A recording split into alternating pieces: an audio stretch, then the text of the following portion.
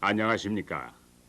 품질을 향상하고 품질에 관련된 원가를 절감하기 위한 이 프로그램에 동참하신 것을 환영합니다.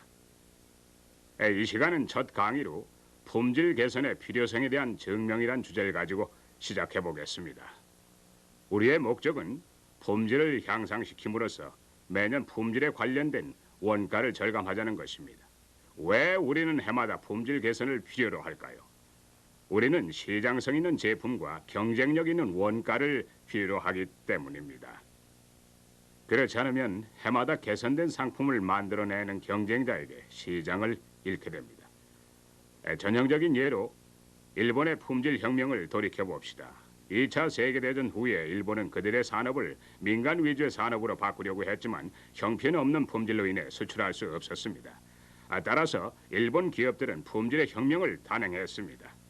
자, 우리의 신비한 미스티카를 이용해 도표로 나타내 봅시다.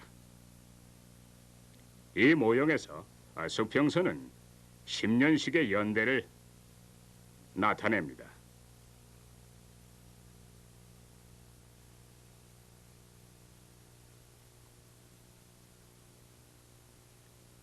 수직선은 시장성 있는 제품의 품질을 나타냅니다.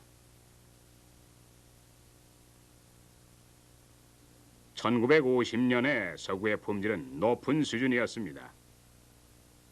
계속 향상되는 속도를 유지하는 시기였습니다.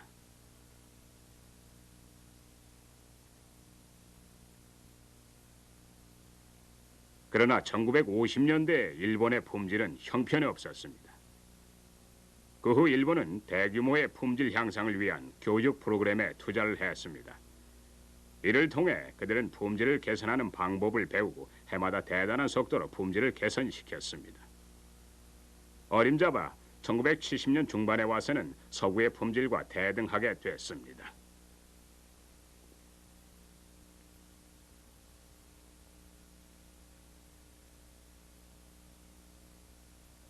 이런 개혁은 점차적으로 일본 상품을 시장성과 경쟁력에서 앞설 수 있게끔 했고 이제는 우수한 품질의 제품성까지 올려놓게 되었습니다. 일본에서 품질 향상은 항상 원가 절감을 수반해 왔습니다. 전형적인 예로 칼라 텔레비전을 봅시다. 1974년까지 미국인인 쿼자르라는 사람이 칼라 텔레비전 공장을 갖고 있었습니다. 품질에서 미국 상표만이 경쟁 상대였습니다. 그 후 쿼자르는 일본 기업에 그 공장을 팔게 됐는데 그 후 이 기업의 제품 설계, 하청업체와의 관계, 제조 공정 등의 변화를 소개해드리겠습니다.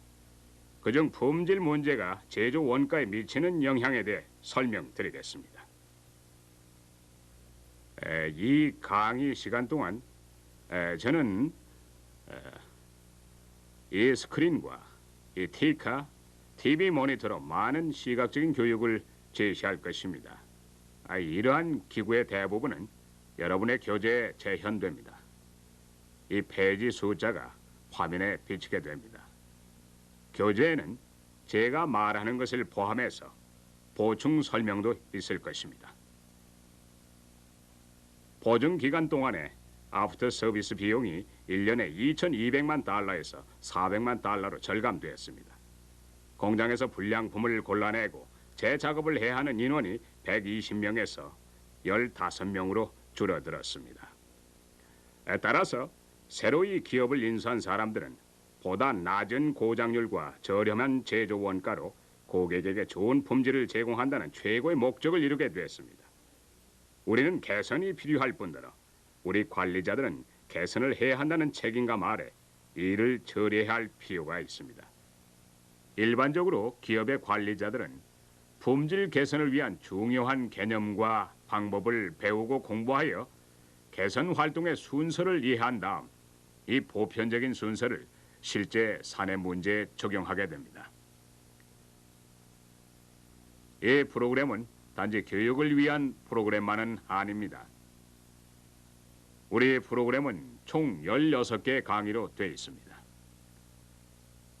모든 강의는 다음과 같은 내용을 담고 있습니다.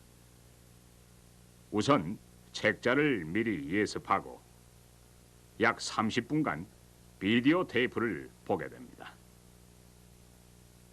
비디오 상영에 토론회 리더와 리더의 안내서도 있습니다.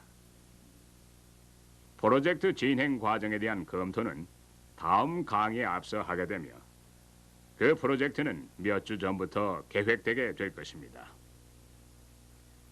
품질 개선에 관해 얘기를 시작하겠습니다. 개선이란 단어가 무엇을 의미할까요? 우선 관리가 무엇인지 정의해 봅시다. 관리란 것은 변화에 대한 저항을 간파하고 변화를 만들어 나가는 과정입니다. 그래프로 설명해 볼까요? 수평선상의 눈금은 시간이며 수직선상의 눈금은 성능입니다.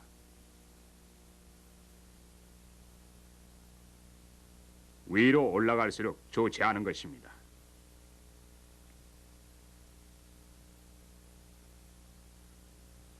과거의 성능에 10% 정도의 불량이 있었다고 가정해 봅시다. 또한 우리는 10%에서 벗어날 수 없었다고 가정해 봅시다. 전형적으로 우리는 이것이 더 나빠지지 않는다고 결론을 내립니다. 따라서 우리는 실제 성능을 측정하기 시작합니다. 실제 성능 10%에 밀접하는 한 모든 것이 안정되어 있다고 생각합니다. 불량 수준이 10%라고 생각하는 것이죠. 잠재적으로 우리는 10% 불량을 기준으로 믿게 되는 것입니다. 이제 불량이 20%로 올라간다고 가정해 봅시다.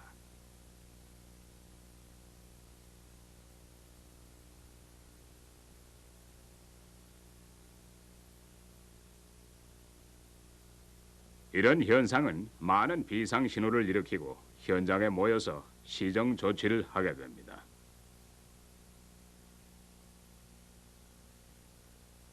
그것을 소방 작업, 즉 파이어 파이팅 혹은 문제 해결이라 합니다. 20%에서 10%로 불량 수준이 주는 것이 향상의 일종이긴 하지만 우리가 말하는 개선은 아니며 우리가 말하고자 하는 것은 10% 선 아래 만성적인 부분입니다.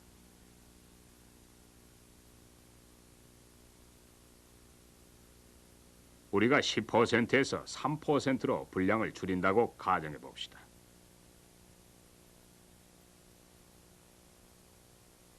큰 개선을 얻게 되고 개선은 지속적으로 이루어질 수도 있습니다.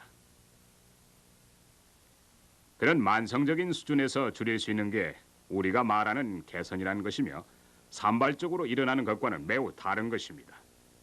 자, 이제 여러분이 대학에서 산발적일 때와 만성적일 때의 차이점을 설명하고자 한다면 주정뱅이와 멍청이 사이의 대화를 이용할 수 있습니다. 주정뱅이는 넌 멍청이야 라고 말하고 멍청이는 넌 주정뱅이야 라고 말합니다. 그런데 대답하기를 맞아, 난 주정뱅이야. 그렇지만 내일은 맑은 정신이 될 거야. 하지만 넌 내일도 여전히 멍청이야 라는 것입니다. 그 만성적인 불량은 운명일까요? 문제일까요?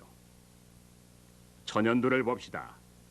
언젠가 그것은 인간이 할 수 있는 능력을 벗어난 운명, 즉 신의 재앙이라고 했습니다. 그래서 인간들은 그대로 지내왔습니다.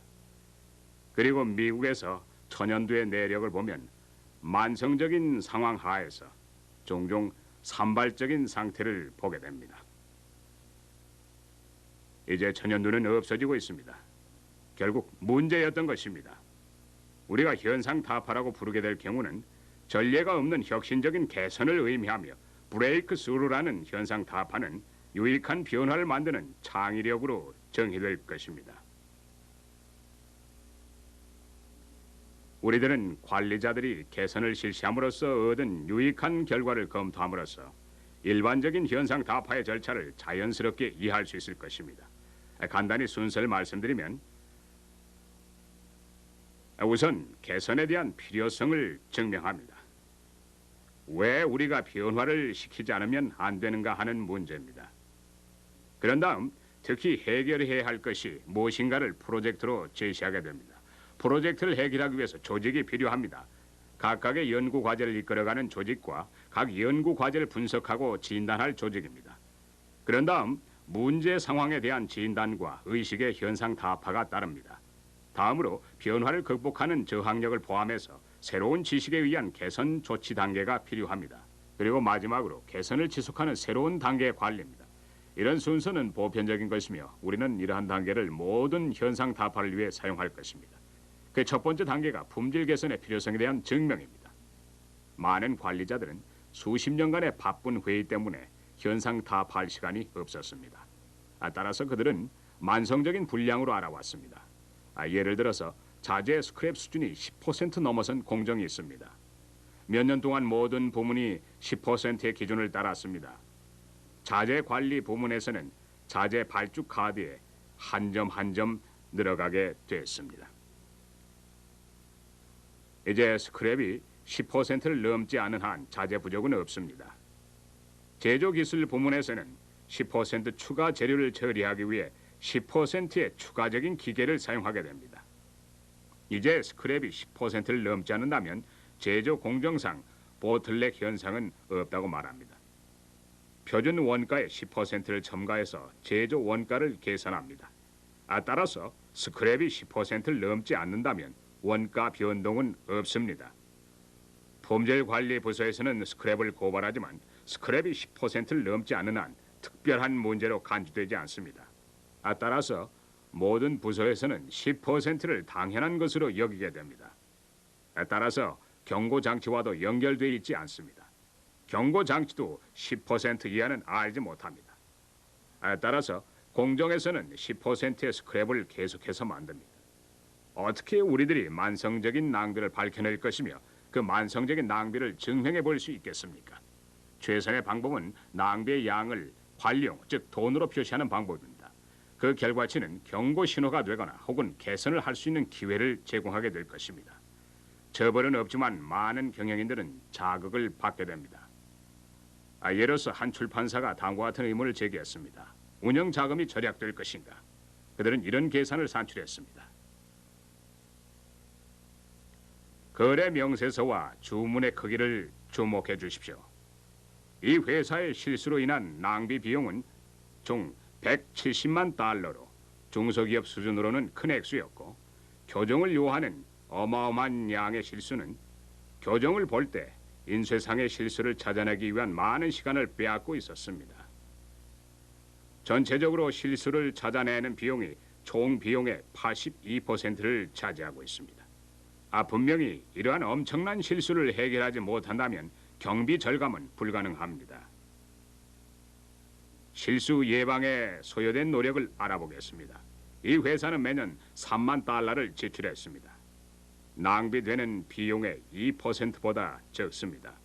개선을 하는 데 투자할 기회를 잘 잡았으며 투자 금액을 잘 회수한 경우입니다. 관리 용어로 설명을 드리기 위해 도표로 설명하겠습니다. 여기 피라미드 조직이 있습니다.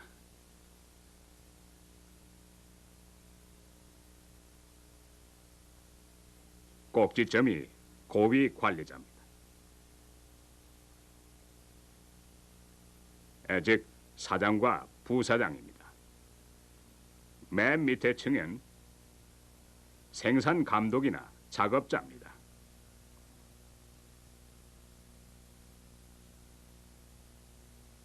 그 사이 중간 관리자와 기술자가 있습니다. 이 피라미드 구조에서는 많은 통용어가 사용되고 있습니다. 그러나 실제로는 단지 두 가지 표준 언어가 사용될 수 있습니다. 피라미드 구조 맨 밑에는 사물에 대한 언어가 있죠. 톤, 미터, 시간 등의 용어가 그것입니다. 맨 꼭대기 언어는 화폐의 언어입니다. 즉 판매, 원가, 이익, 투자 회수 등의 용어입니다. 중간 관리자는 그들의 각 분야에서 특수 통용어에 상당히 익숙합니다. 사물에 대한 언어에도 익숙하기 때문에 피라미드의 아랫부문과 서슴없이 의사소통을 할 수 있습니다. 그러나 많은 중간 관리자들은 화폐에 대한 언어에 익숙하지 않습니다. 화폐에 대한 언어에 익숙하지 못한 중간 관리자들은 화폐의 언어로 고위 경영진들과 의사 전달을 하는 다른 중간 관리자들과의 경쟁에서 지고 맙니다. 이 수업이 바로 중간 관리자들이 두 분야의 언어를 쓸 수 있도록 해주는 것입니다.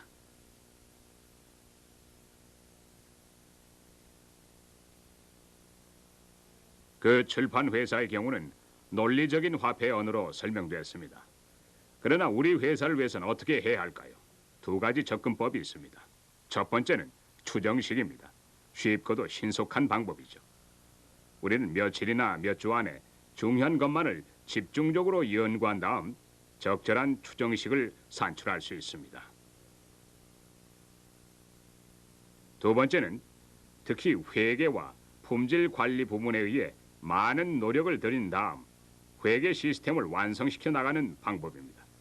결과를 얻어내는 데는 몇 달, 심지어 몇 년이 걸립니다. 우리는 어떤 접근법을 사용해야 할까요? 우리 목적이 개선 노력을 할 것인지를 확인하는 것이라면 우린 추정 방법을 이용해야 할 것입니다. 추정식을 사용하면 보다 적은 노력을 들여서 즉시 결론을 얻게 됩니다. 그러나 정확도는 어떨까요? 이런 추정의 목적이 경영상의 의사결정을 내리는 경우를 생각해 봅시다. 즉, 우리가 품질 저하로 인한 비용을 줄이기 위한 프로그램을 투자해야 할지 어떨지 하는 결정을 내는 경우를 말합니다. 이런 목적을 위해서라면 추정으로도 충분합니다. 자, 출판회사의 예로 다시 돌아가 봅시다. 실수로 인한 총 비용이 170만 달러였습니다.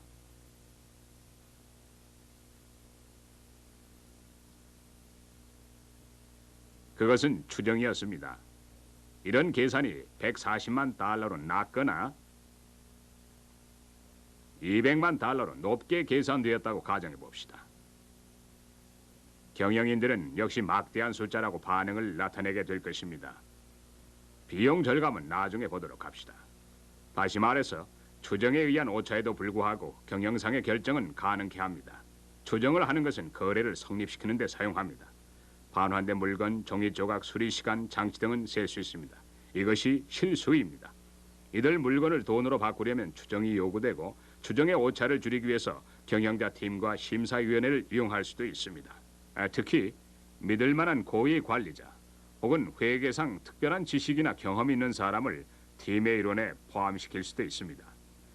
품질 개선의 필요성을 증명하는 것은 비용을 따지는 것 이외에 다른 출처에서 나올 수도 있습니다. 판매에서 손해를 보는 경우도 있을 것이며 제품이 클레임을 당하게 되는 경우도 있을 것입니다. 어떤 경우에는 경쟁자들의 제품이 더 나을 경우도 있습니다. 칼라 TV 세트가 이런 경우입니다. 세 번째 강의는 이런 경우를 조사한 것이며 비용보다는 오히려 판매에 관계된 경우에 관한 설명입니다.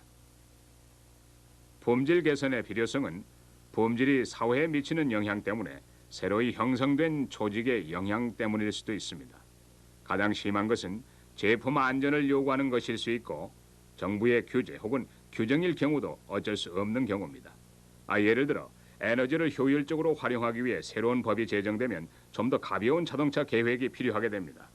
좀 더 가벼운 자동차란 좀 더 가벼운 구성 요소를 갖춘 자동차를 말하는데 이 경우에 자동차 엔진 블럭도 좀 더 가벼운 자동차에 큰 영향을 미치게 됩니다. 수년간 주물 공장에서는 주조물 허용 공차를 벗어나는 주조물 때문에 발생하는 낭비를 어떻게 줄여야 할지를 연구해 왔습니다. 예를 들어서 엔진 블럭의 벽면에서도 이러한 낭비가 발생할 것입니다.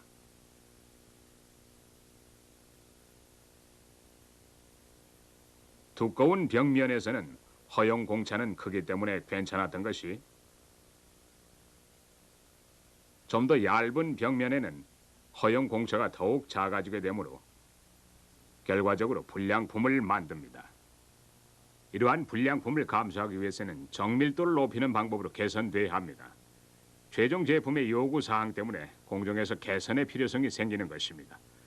그러나 개선의 필요성을 증명하는 과정에서 그 필요성의 원천이 어떻게 되든지 간에 현상 타파를 위해서는 보편적인 해결 순서를 적용하게 됩니다. 그 단계를 설명하겠습니다. 비용에 대한 일람표를 경영자에게 제시할 때 여러 가지 반응을 보게 됩니다. 어떤 경영자는 이 비용은 놀랄 만큼 비싸군 하며 반응을 보입니다. 우리는 이런 비용을 줄이도록 해야 합니다. 또 다른 경영자의 반응은 다릅니다. 분명히 액수는 크지만 그만큼 비싼 증거가 없군요. 이런 경우에는 막연히 개선을 실시할 수 없습니다. 좀 더 확실해야 합니다. 그러나 대부분의 경우 화폐의 언어로 설명되면 확실할 수 있습니다. 또한 저품질로 인한 모호한 방법을 사용하여 저품질로 인한 비용을 줄일 수는 없습니다. 조금 더 명확하기 위해서 프로젝트 개념을 이용합니다. 프로젝트는 해결을 위해 존재하는 계획된 문제입니다. 모든 개선은 프로젝트를 통해서 할 수밖에 없습니다. 현상 타파 순서의 두 번째 단계가 바로 프로젝트 검증인 것이며 다음 강의의 주제가 될 것입니다.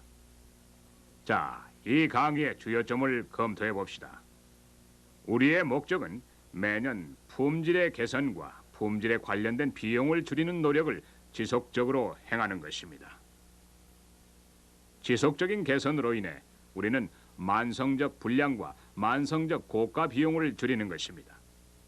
현상 타파는 이익이 되는 변화를 조직적으로 유도해 나가는 창의력입니다. 모든 현상 타파는 일반적인 순서를 따르게 됩니다. 이런 순서의 첫 번째 단계가 품질 개선에 대한 필요성을 증명하는 것입니다. 화폐 언어는 고위 관리자에게 필요성을 증명할 때 사용됩니다. 추정식은 적은 노력으로 신속한 계산과 적절한 정확도로 관리상의 의사결정을 할 수 있게 합니다. 이상이 이 강의의 주요한 내용이었습니다. 이제 이 강의와 다음 강의 시간 중간에 해야 할 과제를 설명드리겠습니다. 각 강의에서 비디오를 상영한 다음 강의에 앞서 팀이 실시할 활동을 제안하겠습니다. 제가 제시한 제안은 모든 팀의 상황에 꼭 맞지 않을 수도 있습니다. 프로젝트는 조직된 팀 구성에 의해 혹은 다양한 회사의 상황에 따라 내용이 선택될 것입니다. 각 팀이 다음 강의에 앞서 해야 할 것은 아이디어와 계획을 갖고 있어야 한다는 것입니다.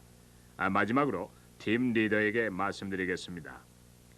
이 강의가 진행되는 동안 개선에 대한 팀 프로젝트가 될 만한 주제가 추천되도록 돌아가면서 각 팀 회원에게 물어보십시오. 주제가 추천되는 대로 이유 없이 칠판에 적어보십시오. 이것이 자유로운 토론으로 문제를 해결하는 기술입니다. 추천된 것을 모두 기록한 후에 토론하고 몇 가지 추천된 내용의 간단한 기록을 근거로 의견을 일치시켜 나갑니다. 이 강의를 계속하는 동안 관계되는 팀에게는 가능한 프로젝트로서 분명히 더 나은 연구를 하도록 해줄 것입니다. 이런 간단한 목록으로 문제의 총 비용을 추정하도록 토론을 진행하십시오. 그러면 다음 강의를 위해 토론한 추정치를 비교해 보십시오. 또한 두 번째 강의 교재 본문을 읽으십시오. 연구 과제를 읽어오는 것은 모든 강의의 기본적인 일이 될 것입니다. 행운을 빕니다.